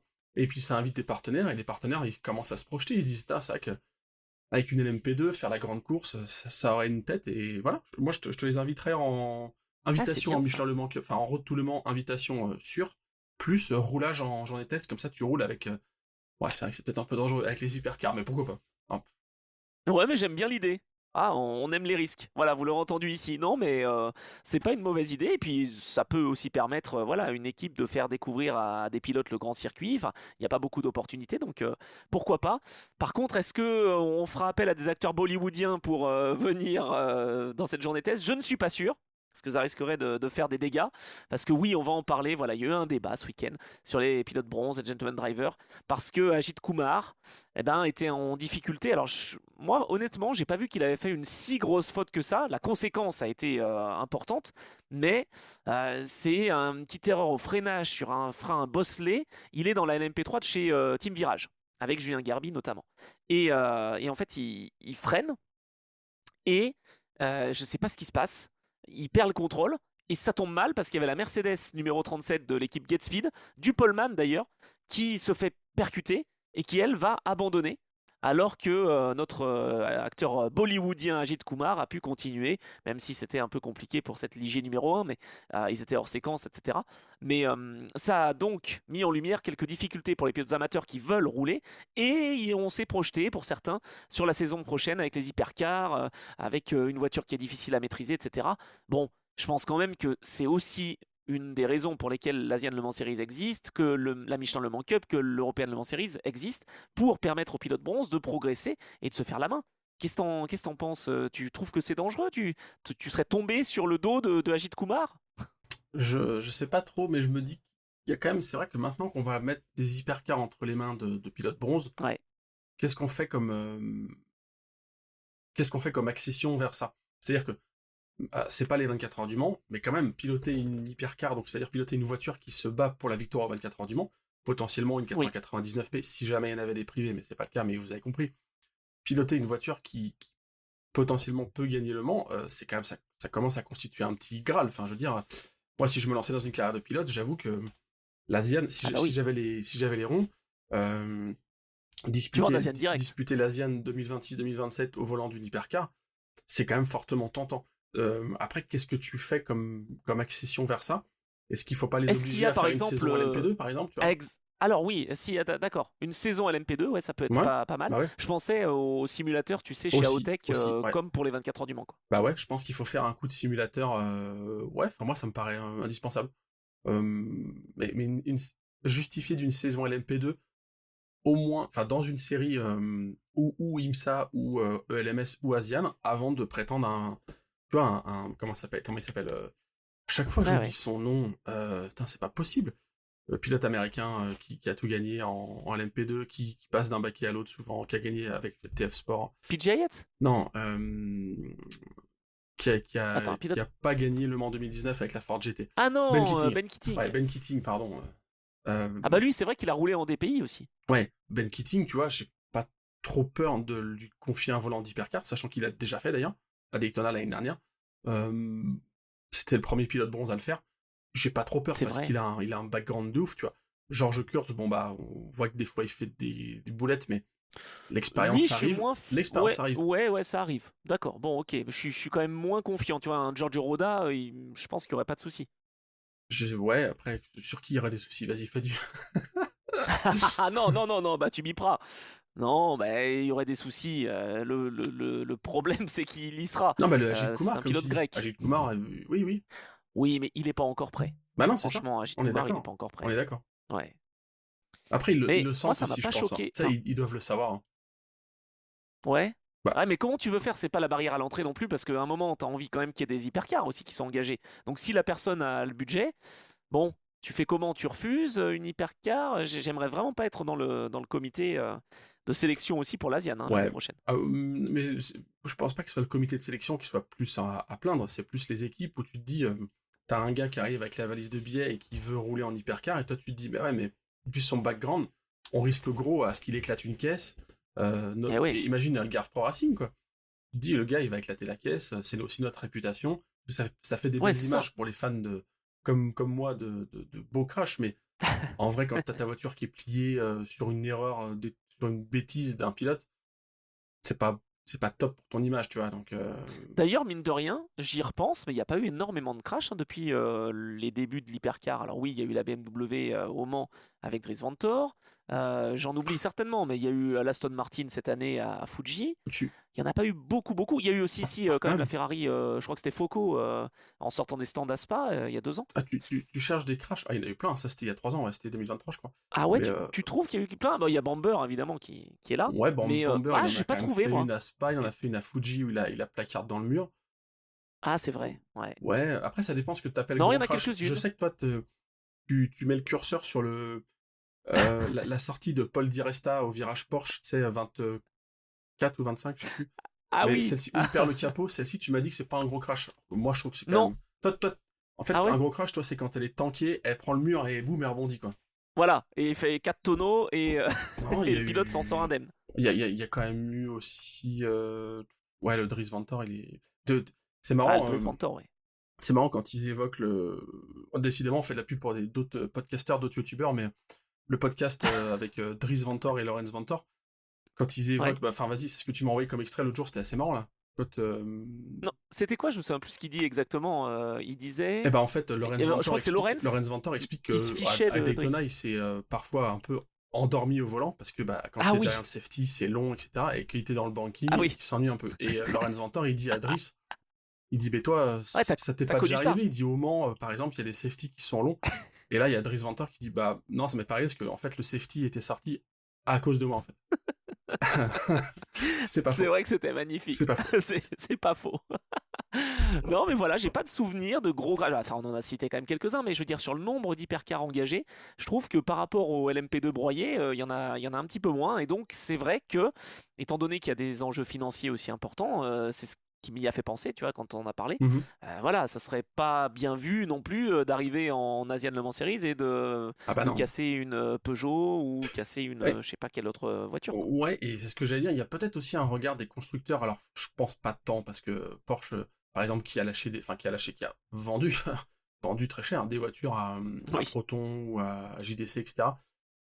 Ils sont ouais. sélectifs dans leurs clients, mais bon, ils vont pas leur dire, eh, vous la cassez pas, hein. C'est pas comme ça que ça marche, évidemment. Mais je pense quand même que, ah ouais, à mon avis, ils sont quand même un peu impliqués dans, vous allez en faire quoi? Vous allez faire rouler qui? Qu'est-ce qui va se passer? Tu vois? Hmm. Parce que c'est Ouais, ton c'est vrai. image en tant que constructeur aussi qui marche. Là, Oreca, ils s'en foutent. Oreca ou Bah, Ligier en c'est LMP3, je pas veux qu'ils dire, s'en bon, foutent, mais oui. ouais, disons que tu vas pas vendre une Oreca sur la route Non. demain matin, alors qu'une Peugeot, une Ferrari, une Alpine, bon. Mais c'est pour ça d'ailleurs que ça sera des équipes privées, enfin, ça sera pas des constructeurs qui engageront les hypercars en Asian Le Mans Series, ça sera bien des équipes privées. Après, il y a quand même toujours un logo Ferrari ou un Ah bah tu logo la Peugeot reconnais, hein, devant, puisque donc... c'est le principe de l'hypercar. Bah oui. Après, est-ce que tu penses... Imagine, bah, enfin, allez, faisons un peu de prospective. Il y a Oui, l'équipe BBM qui va engager les Peugeot l'année prochaine en Asian. Il y a un ouais. très gros crash, vraiment une caisse qui est éclatée, tu vois, machin. Je parle Mhm. pas d'un truc humainement, voilà, il y a pas de mort, mais il y a un Ah non, crash non, vraiment énorme, une pas image. grave, voilà. Tu penses que ça fait la une, genre, tu sais, les sites pourris, Non, non, je crois pas non, qu'ils je pense reprennent. qu'on en parle dans... Non, je pense qu'on en parle dans notre milieu à nous, mais je suis pas sûr que le JT de TF1 fasse la une sur un Non, crash mais d'une Peugeot. les sites habituels, un peu poubelles, genre des trucs comme ça, où tu vois, ils vont, ça je bip, hein, ils vont reprendre et ils vont en parler alors qu'ils parlent jamais du championnat, Ah quoi. bah si, ah si. Là par contre si, ça ils Ouais, reprendront, ouais, on c'est est d'accord. sûr, c'est sûr. Ouais, donc tu vois, Et donc c'est mauvaise pub. Eh ouais. tout après. Ah bah oui. Mm. Non, non, mais c'est intéressant de se poser la question. Donc voilà, je voulais pas lancer un gros débat, mais comme je trouve qu'on est beaucoup tombé sur Ajit Kumar, Mm. tu sais, c'est un peu pareil que ce que faisait Michael Fassbender en fait, hein. Je veux dire, c'est l'expérience qui se met en place et voilà, entre acteurs, bah et oui, bah on est acteur et on n'est pas encore très expérimenté. Alors après, qu'est-ce qu'on veut valoriser ou pas? Ajit Kumar, il décide de faire du LMP3. Bon bah c'est pas facile le LMP3 non plus. Euh, Michael Fassbender, il avait commencé par le GT. On a vu qu'il en avait plié pour le coup des Porsche. Donc bon, je sais quoi, pas quoi en penser parce que ça dépend tellement des pilotes bronze. Ouais. Oui, Euh, oui, Là, je c'est veux pilote dire, dépendant, ouais, voilà. clairement. Ouais. Bah oui, parce que là, il se fait piéger sur une partie de circuit qui est bosselée. Bon, bah oui, ok, il était un peu hors trajectoire et du coup, il perd la caisse. Ah, est-ce qu'on peut le blâmer? Je veux dire, c'est l'expérience qui rentre. C'est Mm. l'objectif de ces séries, justement, comme on l'a dit, et de la catégorie LMP3, de faire connaître l'endurance au pilote bronze. Alors après, c'est dommage, ça tombe mal, ça tombe sur la Mercedes du Qatar Get Speed. Alors bon, c'était quand même tristoun. Bon, par contre, les choses qui sont pas tristoun, c'est la deuxième course où en fait on a eu une épreuve qui s'est jouée vraiment dans les tout derniers tours. Alors avec une voiture de chez Inter Europol qui, victorieuse la veille, a connu un problème de suspension et est partie avec, Ouais. je sais plus, 3 ou 4 tours de retard. Et quand même fini septième. Ça, faut quand même le souligner. Non, je sais plus, 2 tours de retard. Enfin, en tout cas, problème de suspension, elle a pas pris le départ. Mhm. Et elle finit quand même dans les points. Donc, ça lui permet de se placer à un point, on l'a dit, de CLX. CLX qui, avec Alexander Jacobi, avait repris la première place à Mathus Riba de chez 23 Evans. Mais Riba, que je ne connaissais pas vraiment, eh ben, est revenu et a pris les commandes dans le dernier tour, je crois, Oui, ou oui, c'est avant-dernier tour. ça, ouais. C'est assez incroyable pour s'imposer devant VPS, qui lui aussi par l'intermédiaire de son pilote, prend l'avantage sur CLX. Enfin, ça a été un final de fou et je suis très content que ça se soit passé en LMP3. Mais voilà, il faut jamais jurer de rien et surtout jamais rien lâcher. Ouais, n'est pas Riba qui veut, les trois premiers en moins de 2 secondes. Donc, ouais, non, mais ça prouve que vraiment ces deux courses étaient top, enfin, en termes d'intensité. Et comme tu dis, final, enfin voilà, c'est dans l'avant-dernier tour et où il repasse. Enfin, bah, Ouais, très bon scénario sur ce format de 4 heures, ça marche parfaitement, quoi. ouais. Ah, moi j'adore le format de 4 heures de toute façon. Alors bon, je sais qu'on a eu des safety cars qui ont peut-être un Un peu petit duré peu, un longtemps. petit peu. M- Mais bon, à un moment, voilà, c'est la course aussi, ça fait partie de la stratégie. Moi j'aime bien ces formats de 4 heures. Je l'ai toujours dit, hein, je suis trop content. D'ailleurs, je peux vous le dire, c'est pas mon actu tout de suite, mais c'est pas grave. On se retrouvera en ELMS cette année, donc je suis trop content. Voilà, je saute de joie, là vous me voyez pas, mais je saute de joie pour la saison 2026. Donc c'est un format que j'aime bien. Bon, par contre en LMGT3, Oui, eh on peut ben, passer plus vite, hein. bah ouais, c'était un peu plus calme. Alors on peut passer plus vite quand même en se disant que les journées se suivent et se ressemblent pas parce qu'en course 1, la BMW de l'équipe WRT se voit déjà amputée d'un bon résultat parce que McIntosh se rate Mm. complètement au Ouais. départ et va percuter une Porsche, je crois. Donc fini, plié, rideau. Sauf que le lendemain, la BMW s'impose justement avec, qui Harper, McIntosh et Thompson qui a dominé d'ailleurs cette course. Et c'est pas un hasard parce que tu vois, tu parlais des 24 heures de Daytona pour APR. Ils avaient pris leur marque et ils sont restés sur plusieurs belles victoires de suite. Et ben là, moi, WRT, je fais le parallèle parce qu'aux 24 heures de Dubaï, même circuit, ils ont On gagné. gagne. Donc est-ce que justement, il n'y a pas un lien quand même, en GT j'entends, à rouler en 24 heures Series et à être prêt pour l'Asian Le Mans Series quoi. Ah, je sais pas si on peut vraiment faire là pour le Non? coup, toi qui vantais le format de 4 heures, les 24 heures de Dubaï, ouais, pas grand Ouais, chose c'est à vrai. voir. Je pense que la caisse, tu la règles pas du tout pareil. Parce que Ouais, ouais, t'as les raison. 24 heures de Dubaï, il faut vraiment que la caisse soit utilisable. Je sais plus qui y avait sur l'équipage, mais il faut qu'elle soit utilisable par tout le monde pendant 24 heures, qu'elle soit bien la nuit lorsqu'il fait entre guillemets frais, enfin moins chaud. Voilà. Oui. Je pense qu'il y a peu de. Est-ce que c'est le même châssis? Par contre, ça, il faudrait savoir si c'est le même châssis qu'à. Non, sans doute pas. Bah, ils doivent pas avoir, j'espère que je ne dis pas de bêtises, vous nous corrigerez dans le chat de toute façon, mais ils doivent pas avoir le couple-mètre obligatoire comme dans les séries ACO, puisque Ah oui, on parle de 24 heures ouais. séries. Donc je pense que ça change. Et puis au niveau des pneumatiques aussi, les pneumatiques, non c'est les mêmes, puisque Michelin équipe les 24 heures séries aussi. Donc non, non, ça pour le coup, il y a pas de problématique à ce niveau-là. Mais il y avait Macintosh en tout cas hein, sur la voiture qui a gagné. C'était pas la 69, c'était la 669 qui avait gagné. Mais par contre, ses équipiers étaient bien différents parce que tu avais Pepper, Van der Linde, pardon, Rueda et Ben Tuck. Bon, Donc, écoute, ce GT, je pense qu'on n'a pas grand-chose à en dire. non, franchement, si, alors on peut faire un point en disant que Kessel Racing est souvent au Oui, rendez-vous. c'est vrai, C'est une c'est vrai, sur c'est deux. vrai. Ils gagnent la première course de Dubaï et ils finissent 4. Ils ont gagné la deuxième course de Sepang, ils avaient fini Il y a eu de 5. la Ils sont pénalité, non? leaders. Ils ont pas eu des pénalités aussi Je Je crois sais qu'ils en ont eu plus. une, ouais, il me semble. Ouais. Si, ce qu'on peut dire sur cette voiture, c'est que cette Ferrari, il y a quand même notre ami, enfin notre ami, l'ami de Max Verstappen, Ah oui. qui roule justement avec Chris Lelam. Donc finalement, il se fait un nom, lui, dans l'endurance, de plus en plus. Hein. Ouais. Partout où il roule, ça fonctionne, j'ai l'impression. Avec le. Et Max Verstappen, du coup, j'ai suivi. Je crois Ah, ils ont modifié la règle pour se qualifier pour les 24 heures du Nürburgring, c'est ça, non? T'as pas vu ça? ah oui, c'est vrai. Si, j'ai vu, j'ai vu. Avant, je crois qu'il fallait Effectivement, et en faire deux plus, courses de NLS pour pouvoir prétendre être au départ. Je crois que c'était ça. Il fallait faire deux courses de NLS avant. ouais. Et il n'y a pas de Grand Prix de Formule 1 en plus ce Voilà. week-end-là, je crois. Donc Et là, maintenant, je crois c'est parfait. que une course suffit. Enfin, je sais plus si c'est pour tout le monde ou si c'est pour les pilotes d'un certain niveau. Bon, en gros, Max Verstappen, ça va, 24 heures de Nürburgring, je pense qu'il peut Oui, gérer. je pense qu'on est pas mal. Ouais. Je pense qu'on est pas mal. Non, à souligner aussi, un peu pareil que la Ferrari de chez Kessel, la Porsche de chez Origine Motorsport, sur le podium à Sepang, sur le podium à Dubaï, course 2 à chaque fois, et puis sinon 6 et 10, enfin tu vois, c'est tout l'un ou tout l'autre. Il y a encore des points sur la table, hein, bien sûr, et ils sont encore 6 à pouvoir être champions, Ok. et donc décrocher leur ticket aux 24 heures. Kessel qui mène pardon, avec 72 points, soit 21 quand même, hein, de mieux que la Porsche Montey. Moi, j'avais parié sur la Porsche Montey quand même. Hein. Là, je vais dire que s'il remonte, ça pourra au moins me sauver un de mes pronos. Ah, tu comptes encore sur tes pronos, ouais. Ouais, je suis un petit peu triste de voir que j'avais parié sur la 10, donc la Porsche, sur la 34, donc ça c'est la voiture de chez Racing Team Turquie. Bon, voilà, donc là c'est bon. Euh, ils ont 10 points, c'est fini, ils peuvent plus être champions. Ça l'a pas fait hein, sur la Corvette. Je suis assez surpris. Je pensais qu'ils avaient un bon équipage. Mais voilà, c'est plus indécis en LMGT3, c'est plus difficile de faire des paris. Ouais, Je compte quand ouais. même sur la Monte pour Abu Dhabi Ok, prendre l'avantage. ok. Voilà. Tu as Je le raison. dis, je le dis. Vous l'avez Ouais, entendu bah, ici moi, je d'abord. sais pas si j'ai raison. Voilà. Bon, vous avez entendu une grosse connerie aussi ici, mais bon, c'est pas grave. On fera un épisode, je le dis, hein, sur des pronostics, sur la saison de WEC, etc. Bon, je crois qu'on a essayé d'être complet. Oui, Je sais pas si on l'a si. été, mais voilà. Bon, c'était plus court sur le GT. On en est désolé, mais il y a quand même eu beaucoup moins de spectacles, hein.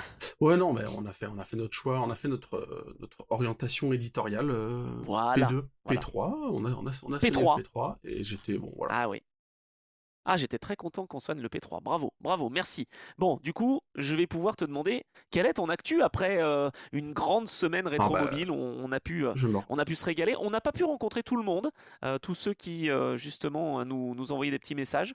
Je suis un petit peu déçu de ça, mais on essaiera de se rattraper. Écoute, moi, mon actu, je me repose. Ah oui, Non, non, d'accord, c'est c'est complètement bien. faux. Non, c'est complètement faux, mais j'ai pas d'actu Brûlante. visible, pour les gens, voilà.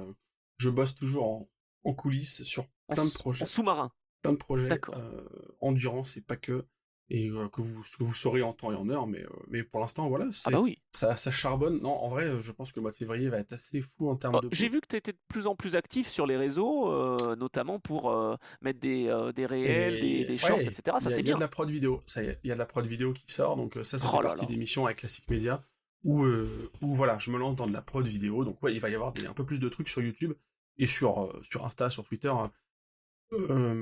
centrés sur l'endurance. Pas que, mais en tout cas, vous allez avoir aussi des contenus vidéo. Je vais essayer de faire des trucs Ah bah pour ouais. démocratiser encore plus ce monde qui nous fait tant vibrer. T'as vu? Ah, T'as vu? bravo, tu reprends. Ouais, j'aime bien, j'aime bien. Tu écoutes mes intros, ça me plaît bien. Non, mais c'est vrai qu'il y aura du classique, du moderne, enfin voilà, comme ce qu'on propose dans l'Endurance Club. Et puis, on nous demandait aussi, et j'en profite parce que là, je me mets pas de piège parce qu'on en avait parlé, Ruka Goldert qui nous a fait un petit commentaire sous la vidéo YouTube, merci d'ailleurs. Est-ce qu'on aura une petite rétrospective de l'épopée Rondo quand même? Eh ben oui, c'est prévu. Donc on espère pour 2026 y arriver. Ça serait vraiment sympa. Il y aura, Donc voilà, je te le dis comme ça au moins ça nous met la pression à tous les deux pour le faire parce qu'on se l'est dit et c'est prévu donc il y aura une autre voilà, il n'y a pas de épopée, raison que ça se il y fasse aura pas. une autre épopée qui sera retracée avant. Si on peut teaser un Oh peu. oui, On peut pas dire pour on peut l'instant, mais il y a teaser. une autre épopée française qui va être racontée. Ouais voilà. Exactement. On a profité de Rétromobile pour le faire et je pense que ça va vous plaire. C'est dans 2 semaines qu'on a prévu de sortir cet épisode classique, Ouais. historique, pour se remémorer de belles choses pour un constructeur français. Et puis pour l'épisode 100, on en pensait à un truc. Alors ça, c'est une actu commune et je pense que ça va vous plaire, j'espère en tout cas. N'hésitez pas à faire passer toutes vos questions, à commenter dans le chat, peut-être même à nous envoyer des mails si vous préférez, hein, si vous ne voulez pas poser la question directement en commentaire, mais enfin bon, ça peut être en commentaire aussi. On veut faire une FAQ Bah ouais. pour l'épisode 100 parce qu'on y est bientôt. Bon, c'est encore un petit peu lointain, mais dans 6 épisodes maintenant, on sera à l'épisode 100 et on voulait que d'ici là, eh bien, vous soyez actifs justement pour nous poser vos questions et on y répondra. J'espère que ça pourra vous plaire pour cet épisode 100 qui devrait tomber en mars. Voilà, donc Ouais, c'est ça. c'est un projet En qu'on a. fait, on Voilà. avait déjà fait un épisode où on se raconte un peu tous les deux, enfin, on se pose des questions. Bah, c'est quoi ta première édition des 24 heures du Mans? Enfin, je sais pas si tu te souviens de celui-là, mais c'était il y a 2 ans quasiment maintenant, je crois. C'est vrai.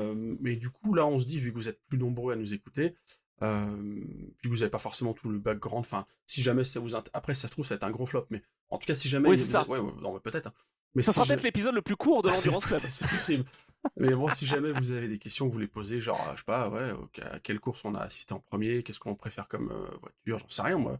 Voilà, vous avez des idées, n'hésitez pas à les mettre dans l'espace commentaire sous cette vidéo YouTube, ou comme tu disais, à utiliser les réseaux, enfin, on trouvera un moyen de les compiler, et voilà, ça peut donner lieu à des discussions et des digressions, évidemment. C'est ça le but, hein.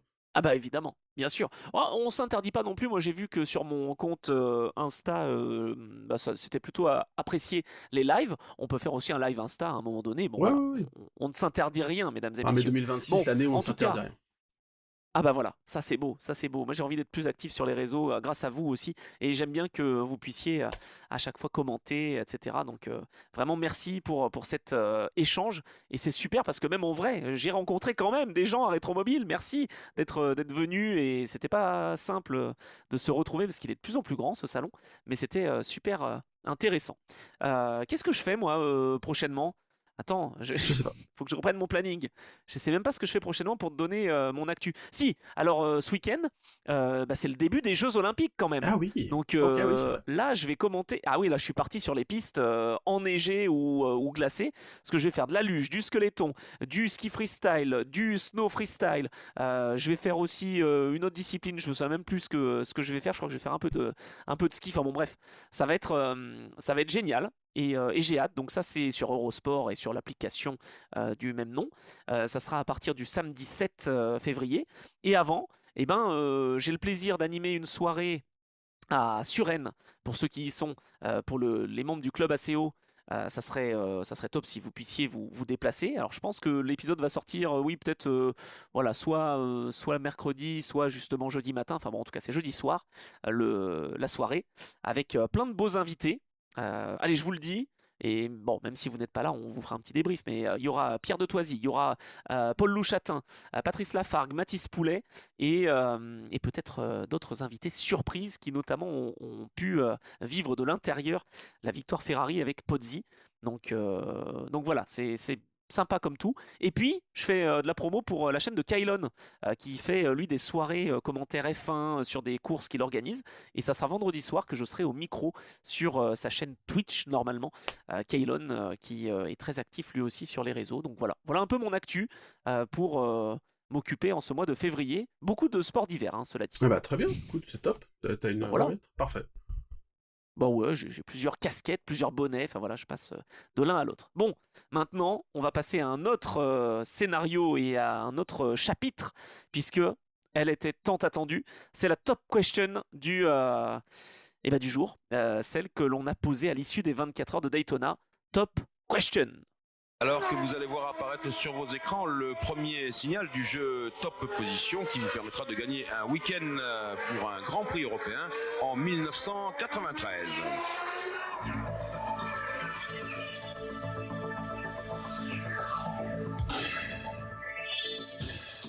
Voilà, je te relance le jingle maintenant. Je sais que Très bien. Il y est. c'était plus le cas. Il y est. Bon, ben voilà, mais ça me plaît bien, voilà, avec Jean-Louis, avec Pierre Van Vliet et Jacques Lafitte. Voilà, on sait où on va. Bon, on va parler d'une victoire française, on l'a dit, la victoire de Julien Lower aux 24 heures de Daytona. Eh ben, on vous a demandé quelles sont toutes les victoires de 24 heures que Julien, déjà dans sa riche carrière et jeune carrière, a pu accumuler. Et je vous avoue que j'étais pas très fier ou pas, je faisais pas le malin pour cette question parce que j'avais très peur d'en oublier parce qu'il a tellement de tellement de choses déjà qu'il a réussi à faire et très jeune. Et j'ai failli en oublier, mais je crois que je suis complet. Normalement, on est bon. Et j'ai peur de vous dire que personne n'a eu la bonne réponse. Ah là là. Alors là, je sens déjà Panos 80 sauter sur sa chaise, parce que la semaine dernière, j'ai failli l'oublier.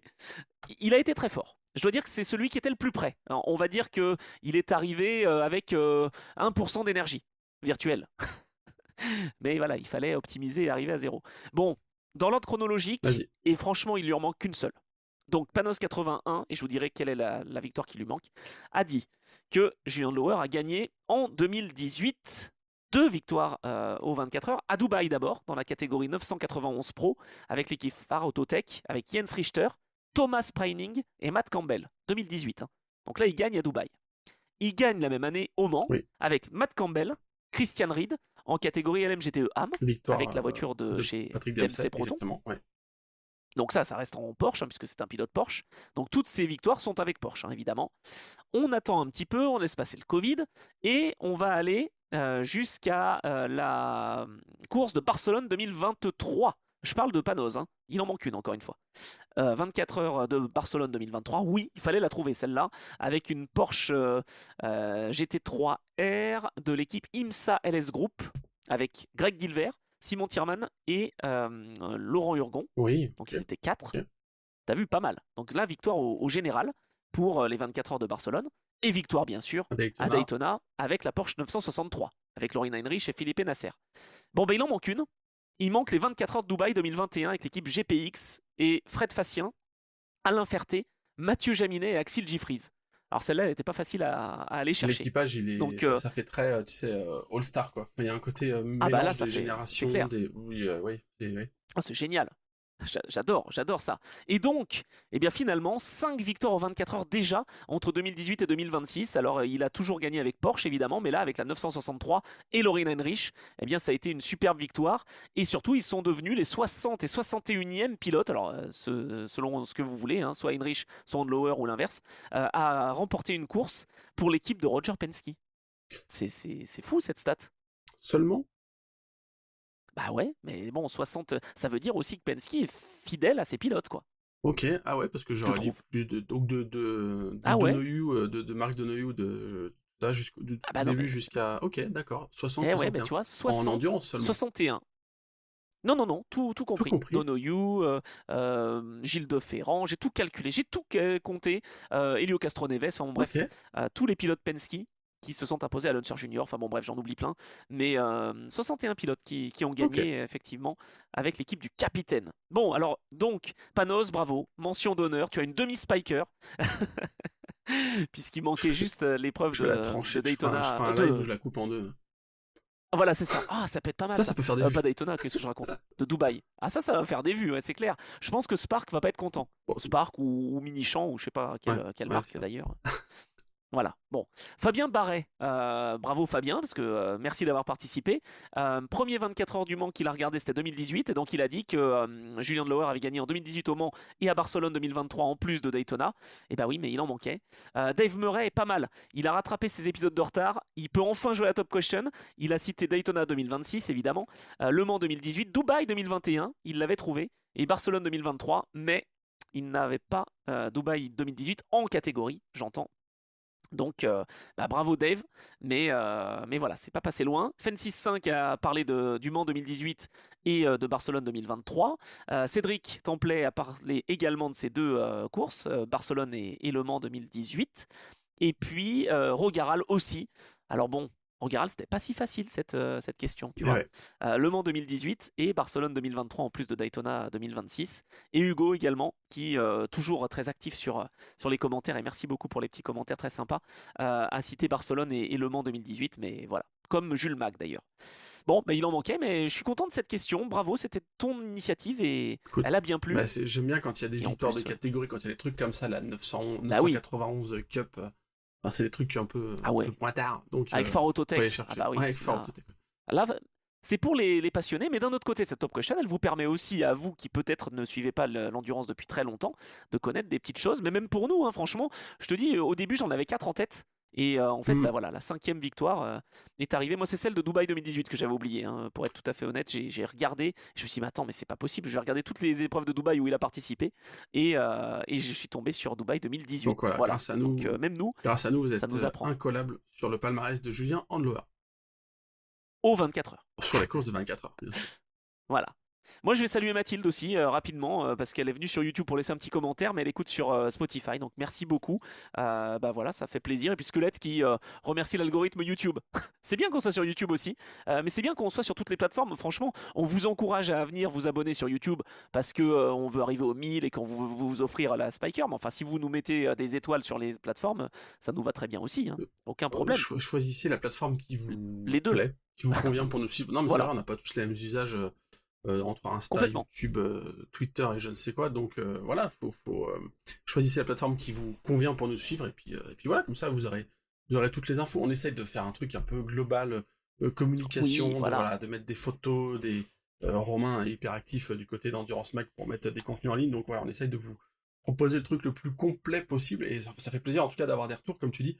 Je le dis pas, peut-être pas assez souvent, mais ça fait vraiment plaisir d'avoir les commentaires YouTube sont notre carburant pour juger un peu de si ça vous plaît ou pas ce qu'on fait. Alors nous on fait ça pour nous et en plus vous nous écoutez, donc c'est cool, on va pas non plus suivre les tendances et demain faire des choses qui plairaient que aux gens et qui nous plairaient pas à nous, mais en tout cas ça nous permet quand même de voir si on est à peu près dans le vrai et si c'est cool et si on peut développer le club, donc voilà, n'hésitez pas à continuer à mettre des commentaires, c'est toujours un plaisir de vous lire. T'as vu, j'ai fait ça Ouais, bien. c'est vrai, Ah, si tu fais ça bien, c'est très intéressant. Et puis moi, je voulais, avant de citer la top question de cette semaine, je sais qu'on est un peu long, mais il y a eu beaucoup de commentaires à l'issue des 24 heures de Daytona, c'est normal, hein, c'était la première grande course de la saison. Rogaral qui est revenu sur Kevin Estre, c'est terrible, dit-il, parce que personne n'en parle en dehors de l'endurance, mais enfin, c'est un pilote hors pair. Bah oui, c'est vrai, nous on essaie d'en parler en tout cas, et on essaie de faire ce qu'on peut pour le mettre en valeur. On a aussi eu un petit mot de Ludovic, qui justement était plutôt intéressé par le rythme de Cadillac, mais qui pouvait rien faire face à Porsche, qui bah, voilà, a priori n'était pas touchable, si je puis dire. Fabien Barret, alors j'aime bien parce qu'il s'est endormi au moment où j'ai quitté le micro, et il est revenu pour la fin de course. Bah, ça va, c'est un beau programme. En fait, il a évité le brouillard, c'est sympa. C'est bien aussi. C'était intelligent. Bon, par contre, il a un coup de gueule et je suis tout à fait d'accord avec lui sur la réalisation à Daytona, notamment en LMP2. Je sais pas ce que t'en penses, mais je voulais en parler parce que c'est vrai que même aux commentaires, franchement, c'était très très désagréable. Et pour le coup, on l'a pas eu en Asian Le Mans Series. C'est impossible à suivre en LMP2 parce que t'as Oreca 99, Oreca 17, Oreca 23, Oreca 39. T'as pas le nom d'un pilote. T'as pas le. Enfin, ça tourne un peu, mais. Et si tu veux, on arrive à s'en sortir avec les GT ou les hypercars parce que tu as le logo des marques. Mais c'est vrai qu'avec le LMP2, je sais pas comment c'est fichu, mais on comprend rien. Et même moi qui ai commenté, je ne comprenais rien à la catégorie LMP2. C'était notre LMP3 à nous, et enfin d'habitude. Et c'est passé complètement à la trappe. Enfin, j'ai trouvé en tout cas qu'il y avait un problème à ce niveau-là, quoi. Voilà. Ouais, bon après, je sais Non, pas trop comment le mettre en valeur différent. Pourtant, les équipes font bah je plutôt sais pas. bien, jouent bien le jeu, avoir des livrées distinctives, machin. Ouais, c'est au Ah oui, niveau non, ça je réalité. suis Non, mais d'accord, je mais veux comme dire, on les voit oui, pas mais je veux beaucoup. dire, du coup, ils pourraient peut-être trouver un code couleur où tu sais, tu mets Spike, tu mets du coup la voiture, elle est en violet, la Interoropole, tu fais un Ouais, petit c'est vrai. synthé jaune et vert. Je trouve qu'ils devraient plus utiliser les codes couleurs, ce qu'ils font d'ailleurs en WEC pour Ah, t'as raison. l'hypercar et les GT3. Mais oui, c'est peut-être que c'est ça qui manque. Bah, C'est vrai. ouais, je crois qu'ils le font en Ou en NASCAR, si je NASCAR, oui, dis bien pas de sûr, bien sûr. bêtises. Donc pourquoi pas. Ouais, t'as raison. C'est vrai que c'est très bonne idée. Oh bah bravo, bravo monsieur. On a solutionné parce qu'en fait l'IMSA et la NASCAR, bah, c'est le même promoteur, donc ils pourraient se parler un peu entre réalisation et chaîne télé Ouais, qui ils font de bonnes justement, choses, ouais, voilà. s'inspirer des bonnes pratiques, ouais, Bah carrément. oui, quand même, ça serait pas mal. Et puis bah voilà, je vais citer Hugo 917. Merci pour les petits commentaires. Voilà, et il est content qu'on fasse la promotion de l'endurance. Bah oui, c'est Ah dans bah oui, bah, l'Endurance Club, on y nous est. y Bah sommes. oui. Et on est passionné et vous êtes passionné aussi, donc c'est vraiment, vraiment top. Voilà, Romain, Iki, bref, vous êtes nombreux et c'est un plaisir. Bon, passons à la top question du jour. Alors, la top question, on essaye, hein, je ne sais pas si on va y arriver tout le temps, mais de rebondir sur l'actualité et sur les courses que l'on a débriefées. Et là, en l'occurrence, il s'est passé quelque chose de formidable ce week-end avec le triplé Algarve Pro Racing. Donc ça, c'était en course 2 à Dubaï, en Asian Le Mans Series. Maintenant, on veut savoir un petit peu plus sur cette équipe. Et on veut savoir si vous la connaissez surtout. En quelle année est-ce qu'elle a été créée? Quels sont les deux dirigeants, j'allais dire? Et quelle catégorie a été la première dans laquelle on a vu l'équipe Algarve Pro Racing? Ouais, c'est ça. C'est costaud, mais c'est faisable. Voilà, il y a l'info. Alors là, cette fois, on peut pas dire il y a l'info sur Endurance Mag parce que je Non, crois pas qu'elle y non, soit. clairement pas. Non, Non, elle y mais est pas. oui, Bon. oui, toi, t'as fait une question large, là. Quoi? Bah oui. Oui, oui, non, moi, ce qui m'intéressait surtout, c'est par quoi ils ont commencé. Mais oui, Bon, faites-nous la d'accord. complète. Non, faites-nous la complète. Non, mais la complète. Bah, si vous savez dans quelle catégorie ils ont débuté, vous savez l'année où ils ont créé l'équipe, globalement, et puis quels sont les deux, allez, je vous le dis, deux dirigeants, ça va. Ouais, J'ai déjà dit leur nom tout à ouais. l'heure. Maintenant, vous n'avez plus qu'à retrouver les prénoms. Ça va. Mais parce que j'aime bien que les gens puissent au moins participer à cette top question, voilà, et les passionnés. Et n'hésitez pas à partager aussi avec d'autres. Et peut-être que par le biais de la top question, peut-être que vous pouvez faire venir d'autres auditeurs. Pourquoi pas? Et puis, Ah, ce serait pas mal, ça de mettre la top question en short. Bon, bref, allez, ok, on va. ah, puis on va surtout, j'allais voir. dire, il y a peut-être oula. Oh, j'ai fait Ah, du Scatman. Il y a peut-être pas mal de gens aussi qui sont comme moi et qui ont besoin d'écrire des choses pour les apprendre. Donc, tu vois, en fait, on leur fait apprendre des choses ah, comme ça. Tu vois, en écrivant c'est les vrai. réponses, ça contribue à améliorer la mémoire. Moi, je fais Ouais, ça. moi je suis Moi, comme je fais ça. ça. Ah, bah, Ah, alors, t'as une voilà. mémoire visuelle, toi. Ouais, Ouais, d'accord. visuel, Bon. exactement. On est dans le même bateau. Ah, putain. Ah oui, on est dans le même bateau. Mais on aime bien parler quand même. Bon, en tout cas, c'était un épisode complet. Bah, tu vois, finalement, plus complet que ce qu'on aurait pu penser. On a fait quelques top digressions Il y quand en a même. eu. Il y en a eu. Non, Bon, mais il y très en a eu bien. un Je petit peu. pense qu'on est complet sur le sujet. Bah, écoute, c'est cool. Voilà. Le Bon. petit débrief Asian, il nous en reste une encore à débriefer après, hein. Ah, il en reste une, c'est la semaine pro. On fera pas la preview d'Abu Dhabi puisque on n'a pas le temps, hein, tout s'enchaîne. Mais c'est surtout que voilà, globalement, le débrief de Dubaï sert de preview pour Abu Dhabi. Donc vous savez, je refais un petit point sur les classements avant de se quitter. En GT3, on a 21 points d'écart entre la Ferrari Kessel et la Porsche Mountain numéro 10. On a un seul petit point d'écart en LMP3 entre CLX Motorsport, Inter Europol compétition, et puis derrière 8 points. Après, on retrouve VPS, donc l'équipe d'Aurélien Panis, de Mathieu Vaxivière et de Raphaël Serrano. Et puis en LMP2, tout est ouvert avec 2 équipages à égalité avec 80 points.